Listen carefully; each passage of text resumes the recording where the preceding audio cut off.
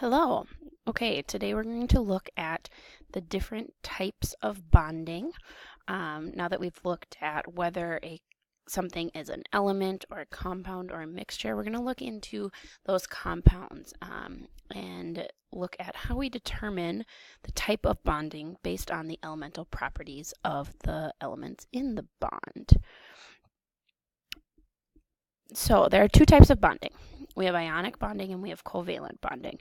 And while these are two different things, we can think of them more on a continuum. So in ionic bonding, we have a complete transfer of electrons, meaning that one of the elements is giving up one or more of its electrons, and the other element is taking in one or more electrons, and that is what holds them together. In covalent bonding, we have the sharing of electrons. Now, just like when we share anything, we can have an equal sharing or we can have an unequal sharing. We call an equal sharing non-polar covalent. We don't end up with any poles where there's more electrons on one side than on another side. So we call it non-polar. Polar covalent then is when we have an unequal sharing. What ends up happening here in polar covalent is that one of the atoms ends up with a higher density of electrons, so it has those electrons more of the time than the other element, which means that we end up with poles, kind of like North Pole, South Pole. They're on opposite sides.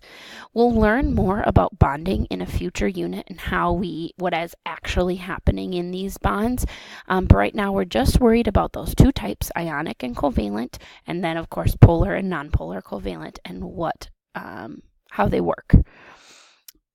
In order to determine the bond type, we can look at the type of element or we can look at the electronegativity difference. Now we're going to start with the type of element. We learned in Matter 2 that we have metals and nonmetals. If we look at the little stair-step line down the periodic table, we have metals on the left side and nonmetals on the right side. And that's kind of a generic division on our periodic table. So when we have a metal bonded to a nonmetal, that's when we get this ionic bonding. But when we have a nonmetal bonded to a nonmetal, we get covalent bonding. Now when we go with the type of element, the only thing that can tell us is ionic bonding or covalent bonding. It cannot tell us specifically polar covalent or nonpolar covalent. So for that, we need to look at the electronegativity difference. Now first, what is electronegativity? Electronegativity is essentially the ability of an element or of an atom to pull in another electron. So elements with a high electronegativity want to pull in more electrons. Elements with a low electronegativity do not want to pull into extra electrons. Often we see that metals do not want to pull in extra electrons. They're not hanging on to their electrons very strongly in the first place, so they're not going to pull in any extra electrons. Remember that nonmetals are on the left-hand side of that stair-step line, so metals tend to have low electronegativities.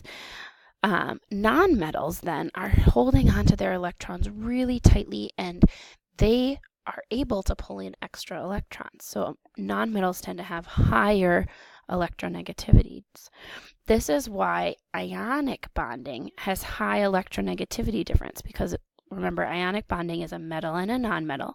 So we have the nonmetal with a high electronegativity and the metal with a low electronegativity, leading to this higher difference between the two. So if we have an electronegativity difference between our two elements in a bond that is greater than or equal to 1.7, we can say that's an ionic bond. If we have an electronegativity difference between 0.4 and 1.69, we can say that is polar covalent. So they are sharing, but there's an unequal sharing of those electrons. If we have an electronegativity difference between 0 and 0.30, then we have, 0.39 that should be, then we have a non-polar covalent bond, which means that there is sharing going on, and it is a pretty darn equal sharing. Now, if we have our types of element disagreeing with our electronegativity difference. We'll talk about what we're going to do there because sometimes that happens. So some practice here. We have sodium, Na, and chlorine bonded together. Sodium's a metal. It's on the left side of the periodic table. PT here stands for periodic table. En is the electronegativity, and I look that up on a little electronegativity chart. And that's 0.9. Chlorine then is a nonmetal. It's on the right side of the periodic table. The electronegativity is 3.0. So I have the metal plus a nonmetal. That tells me it's ionic. And then I do my electronegativity difference. 3.0 minus 0.9 gives me 2.1. Anything above 1.7 is ionic, so that agrees that it is ionic. Another practice, we have carbon here, that's C. It's a nonmetal. It's on the right side of the periodic table. Its electronegativity is 1.5. Oxygen then, O, it's a nonmetal. It's again on the right side of the periodic table, and its electronegativity is 3.5. I have a nonmetal plus a nonmetal, so that tells me it's covalent. But remember, we have two types of covalent bonds, so we need to look at our electronegativity difference.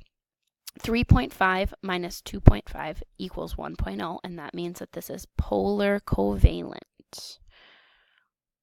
So that is where we have the sharing, but it's not equal. If we then look at oxygen bonded to another oxygen, I have two nonmetals. They're both the same element, so they're on the right side of the periodic table. They're nonmetals. They have the same electronegativity, 3.5.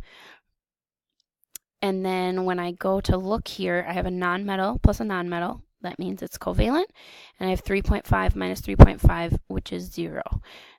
That means that it's nonpolar covalent. So they're sharing, but it's a very equal sharing, which would make sense since they're the same element. So in summary, we're going to use both ways to determine bond type.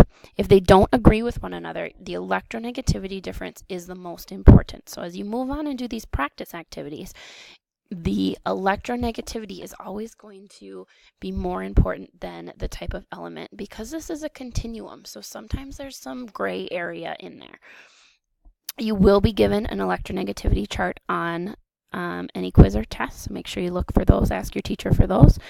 Otherwise, that's the end of these notes.